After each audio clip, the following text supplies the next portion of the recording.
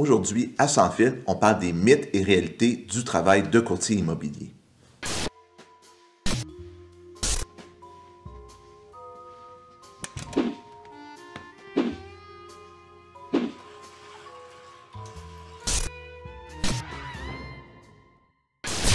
Donc, un mythe que j'entends souvent, c'est que notre job, c'est facile, puis qu'on fait beaucoup d'argent. Mais si ça serait le cas, moi, je dis toujours aux gens, venez la faire, ma job, vous me dites que je fais plein d'argent, que c'est facile, qu'il n'y a rien à faire, que je fais 2, 3, 400 000 $ par année à rien faire. Mais c'est pas vrai, ça. Le principe de Pareto s'applique super bien à ça. Pour ceux qui ne savent pas c'est quoi, c'est 20% des courtiers font 80% de notre business. 20% des gens réussissent, 80% échouent.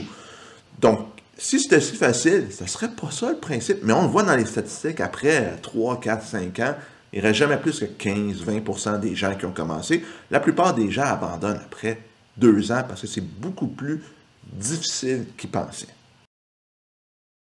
Puis pourquoi c'est difficile? Bien, c'est que le métier de courtier immobilier, la réalité du métier de courtier, c'est qu'on est des PME, puis je dirais même des PPE, des très petites entreprises. C'est-à-dire que quand on commence, souvent, on est soit nous, on a une équipe de 2, une équipe de 3, ou même on joue une équipe de 6, 7 courtiers.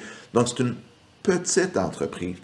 Il y a plein de gens qui sont pas prêts à cette réalité-là quand ils se lancent dans le courtage. Moi, quand j'ai commencé, là, il fallait que je pense à la comptabilité, aux taxes, à faire un budget, faire attention, faire beaucoup de prévisions. Me dire, hey, mes revenus, là, c'est pas une belle ligne droite. Moi, si je serais employé d'une compagnie, je serais fonctionnaire, je travaillerais dans un bureau au centre-ville, je sais que mon salaire, c'est 1200 $ par semaine.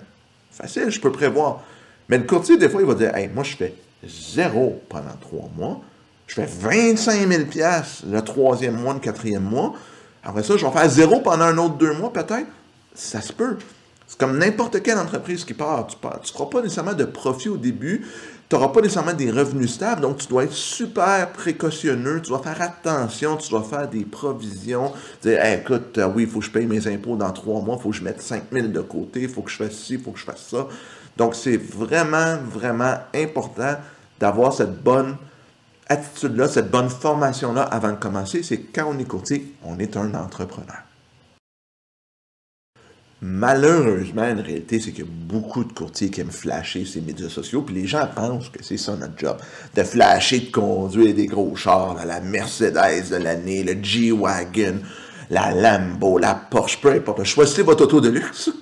Bien, il y en a qui aiment ça, puis c'est correct. Un courtier qui réussit, qui a de l'argent ou qui avait déjà des revenus d'ailleurs, qui veut s'acheter une belle auto, c'est correct. C'est son outil de travail, il n'y a aucun problème avec ça.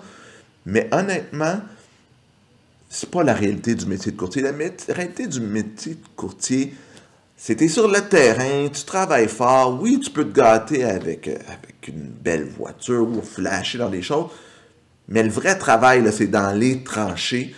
Puis c'est ça que les gens ne se rendent pas compte, c'est que quand ça va bien, on voit rien. C'est un peu le principe de l'iceberg. Tu sais, l'iceberg, on voit juste une petite portion qui est en dehors de l'eau. On ne voit pas tout ce qui se passe encore en bas de l'eau, tout ce qu'il y a sous l'eau, ou le petit canard qu'on voit, hey, ça a l'air calme, ça a l'air beau en surface. Puis là, tu regardes en dessous de l'eau, tu vois toutes les petites pattes qui tournent en rond. Là. Ben, c'est ça le métier de courtier. Je pense que ça le décrit super bien.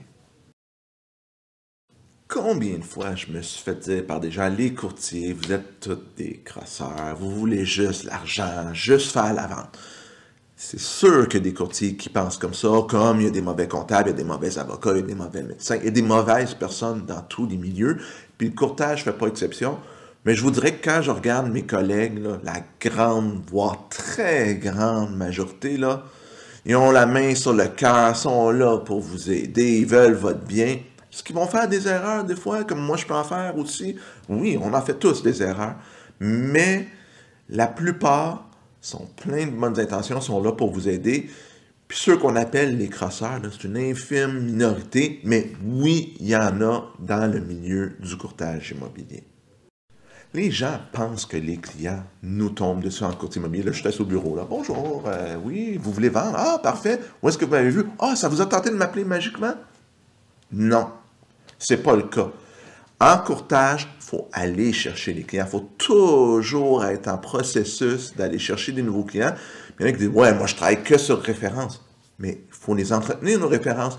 Pensez pas que parce que vous avez dit aux gens que vous êtes courtier, que dans 6 mois, 1 an, ils vont se rappeler de vous. Il faut toujours leur apporter de l'information, un peu comme dans les vidéos que je fais là. Il faut toujours être devant les gens pour leur dire, regardez, vous avez des questions, appelez-moi, ça va me faire plaisir. Combien de fois j'ai répondu à des questions pour des gens qui n'avaient pas l'intention de vendre puis d'acheter, mais que 2, 3, 4, 5 ans plus tard, ça revient. Tu sais, une anecdote, j'envoie des cartes de Noël souvent, ben pas souvent, j'envoie des cartes de Noël à chaque année.